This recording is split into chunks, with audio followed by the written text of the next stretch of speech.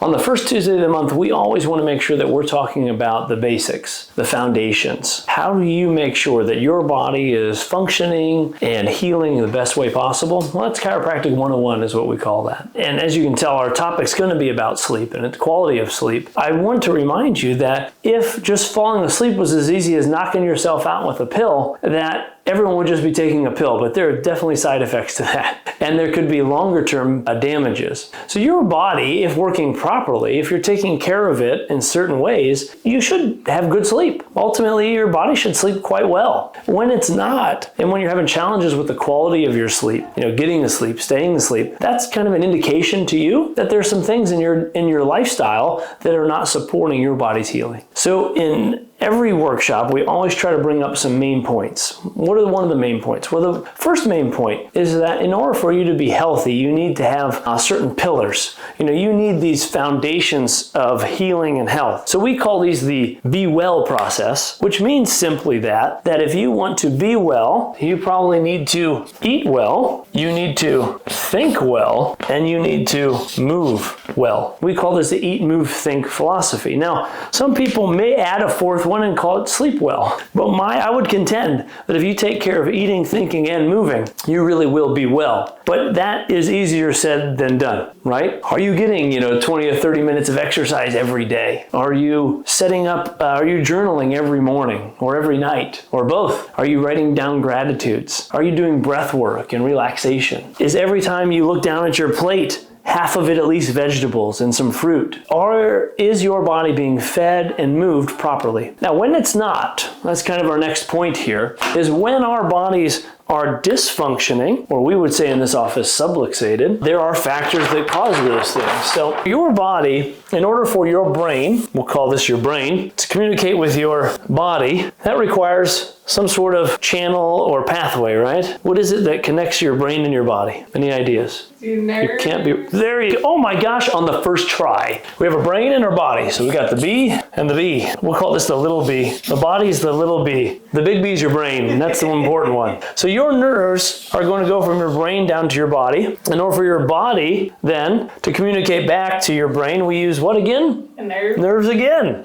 So a properly closed circuit where your brain and your body are communicating back and forth, we call that an afferent-efferent loop. It's a loop. It's connected. When our bodies are connected, they're in sync. When our brain and our bodies are communicating, you could do a lot of damage to your body, but it will know how to handle it. But once it gets overwhelmed, when there's too many stressors on your body that it can't handle another stressor, that creates the subluxation. That subluxation is in some way where we disconnect the circuit. That safety pin, by the way, that's kind of a safety pin, right? So we want to help that safety pin stay connected or closed. So what disrupts that safety pin? What pops it open? Subluxation. Sub, lux, and ation. Who remembers what lux stands for? Lux is light. We're going to get to this, but subluxation is what happens when your body's overwhelmed by stress. So when you're overwhelmed by stress and your body can't handle it, you become subluxated. Your brain and body don't communicate. What's this all have to sleep? We'll talk about it in a second. But lux is light. How about sub? Kind of like a submarine. Sub is like less than or under. Less than, okay? So light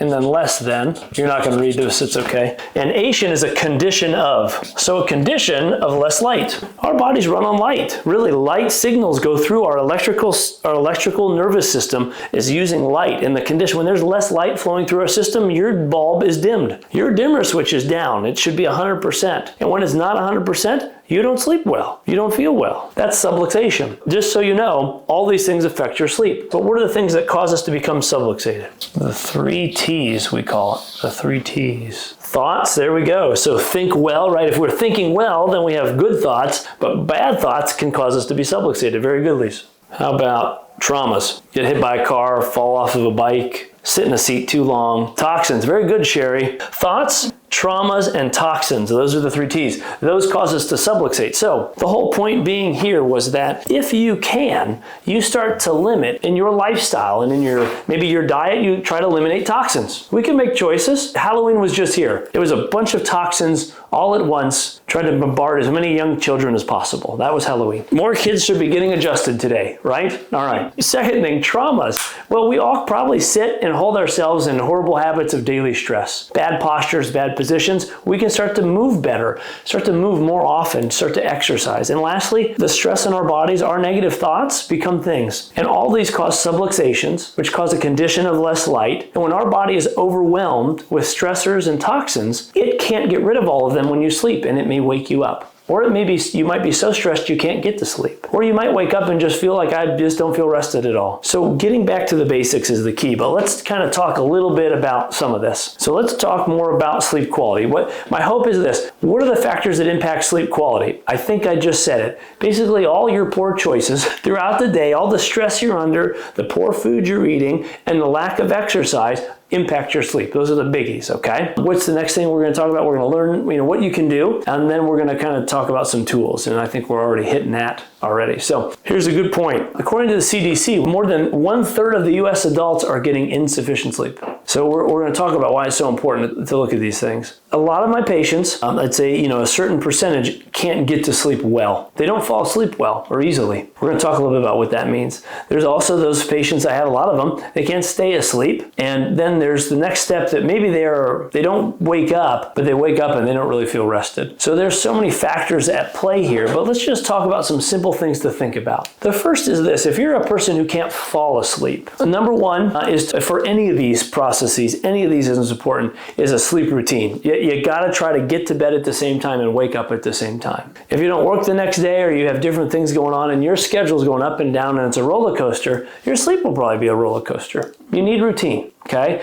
Our bodies love routine, they need routine. So that's number one for all these. For falling asleep, the second thing to remember is this, is that cortisol, which is your stress hormone that's released, if it's very high before you go to bed, it's going to keep you up. When you first wake up in the morning, it should be its highest. So if you're under a lot of stress and your cortisol levels are not kind of declining over the day, they're just ramping up more and more and more because every little bit of activity during your day causes more response of cortisol. Then by the time you want to go to sleep, your body's still revved up. That adrenaline is flowing. And so your body's going to have a harder time trying to tune down. There are a number of things that will keep you up easily. One of those is blue light. That's your computer, your phone screen. It will tell your brain that it's light outside. It's not time for bed. It's not dark. So, trying to keep your bedroom free of a lot of stimulation is very important. If you're going to watch TV or doing some things, trying to do that an hour before you go to bed and try to be done with it. Don't try to fall asleep to it. Probably not a good idea. That might keep you up when you have a screen or TV going. The best thing to do in that last hour for these folks, especially the fall asleep category, is starting to rev down or ramp down. Journaling would be masterful because this actually not only would help to clear the mind of some of the stressors. I've seen as many techniques as just journaling. You could just write down a bunch of things that are stressing you out on sticky notes, write them down and stick them on the wall. Just get them out of your head and get them out of the way so you can start to fall asleep. But the biggest key would be how you start the day. Because if cortisol should be ramping down, if you don't kind of get a good exercise, a stimulation in the morning to rev you up and get you awake, then your cortisol levels kind of start to stay level or even ramp up. If you've woken up and exercised, there's a good chance that your cortisol starts to go down. So exercise in the morning will help you at night to fall asleep. Exercising too close to bed may not be a good idea for many people. I would try to get up, move in the morning, move and exercise, just move your body. We're not talking you have to sweat it all out or go to the CrossFit gym. I'm saying just move. But moving stimulates your body to ramp up that cortisol so it starts to come down. Other ways to bring it down at night, obviously breath work, meditation. We love the brain tap. We've done workshops. You can go try to find our workshop on brain tap. It could be a device as much as it is a handheld in your phone, but it's specific tones and sounds to help you calm down and get to delta waves of brain waves. But a fall asleep person needs their nervous system to calm down. The nutrients that are usually deficient in someone that needs to calm down is magnesium, which is deficient for about 90% of our population. So if you're having any troubles falling asleep and you don't take magnesium, we would suggest the Think Zinc product here at our office. It's got so much more than just zinc, but it's one of the most bioavailable ways to get it. I'm going to jump to the stay asleep, although this could be something for the fall asleep. The stay asleep folks, they may be whipped ripped enough, probably like myself, that you just crash. But then your body wakes up. Usually most of these folks are going to be between 1 and 3 in the morning. If you're a chronic waker-upper, it's usually between 1 and 3 in the morning. That's when your liver is doing its most detoxification activity. Your liver's energy is at the highest level. Your liver's doing a ton of activity. There's so many processes that your liver does to try to help you to heal, to get rid of toxins, to regenerate and repair. It needs to do a number of things. If you're a late night snacker and you tend to eat something that probably isn't that healthy, of chips or ice cream or sweets, fatty or salt or sugar or sweet things close to bed, then there's a chance your liver is already doing enough work, and if it has to balance your blood sugars, it's just too much energy that you wake up. So a lot of times if you ramp up, your blood sugar kind of spikes before you go to bed, and then it drops down, it gets too low that you wake up. That's usually around 1 or 3 in the morning. In Chinese medicine, they would tell you that the highest energy level for the liver, 1 to 3 in the morning. So you could stimulate acupuncture points. Interesting point here, this all kind of ties together. If you are stressed out, if you're angry more than anything at things or people, your liver is going to be the most affected organ in Chinese medicine. So if you eat bad and you go to bed angry, you're probably guaranteed to wake up between 1 and 3 in the morning. All right? So this is why we need to cleanse our thoughts. This is why we need to relax our bodies. This is why we need to do what we need to do, because our body will give us signals that we're not taking care of it. I'm hesitant to recommend melatonin to people as much anymore. And there's a very brand new research study that was just shared with me. My wife saw this today. The long-term use of melatonin has been shown to even increase, I believe it's congestive heart failure. Your body should release melatonin. Your body knows how to do it. It was built to do it. If your brain and your body are connected, the circuit that we talked about, it knows it's dark. It knows it needs to start to calm down, and it needs it to release melatonin. And if it's not doing it, there might be nutritional deficiencies, or your lifestyle is running it ragged. More important probably is going to be that you're watching your blood sugar. You're eating more balanced throughout your day. You're not starving yourself and eating wait before you go to bed. Be honest, if you didn't get dinner and you were just too late and you know you're going to bed, it may be good to have just something very light, an apple with a little bit of nut butter, a smoothie that's very simple, something that's easy to digest and isn't going to spike blood sugar up and down. But if it's nighttime, it's too late. If you just ordered pizza because you weren't prepared, you didn't have anything else at home, that fat and that carbs is going to probably disrupt your sleep. And if it was a heck of a day and you added a glass of wine or a couple of beers with that, I can guarantee you're waking up at 1 to 3. If you've got challenges, okay? So, all these things can disrupt our sleep. Chiropractic research has shown that when you get adjusted, you actually release more melatonin just by being adjusted. What they did was they took a bunch of truck drivers and they tested their blood right when they got done with their shift. They adjusted them, and then they measured the blood levels of melatonin. And all the group that was being adjusted increased the melatonin levels compared to the norm that wasn't getting adjusted. One of the first things that people tell me when they start care in my office is they slept so much better that after their first adjustment. Their sleep was more sound. And that's because of this whole process. This condition of less light, the amount of toxins and stress on your body is relieved to some degree so your body can handle a little more stress. It's going to work more efficiently and more clearly when it's connected. The not feeling rested would kind of be the combination of all this. It's saying that your body may not be waking up, but if it's not rested, that means it's never got into the deep delta waves of sleep. That means there's some subconscious